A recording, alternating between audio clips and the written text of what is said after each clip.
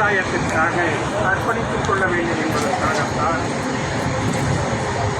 இந்த காவியுடை அணிந்து நாம் எல்லோரும்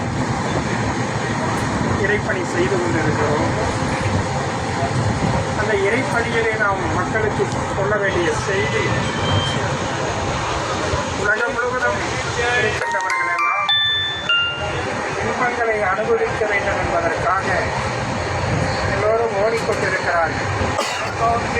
இந்த உலகம் முழுவதும் இருக்கக்கூடிய இறை தத்துவங்களும் கூட மனிதர்கள் எல்லா இன்பங்களையும் அனுபவிக்க வேண்டும். அப்படி அந்த இன்பங்களை அனுபவிப்பதற்காக அவர்கள் செயல்பட வேண்டும் என்றுதான் எல்லா தத்துவங்களும் இறை தத்துவங்களும் வழிகாட்டிக் கொண்டிருக்கின்றன. ஆனால் நம்முடைய பாரத கலாச்சாரம், நம்முடைய தத்துவம்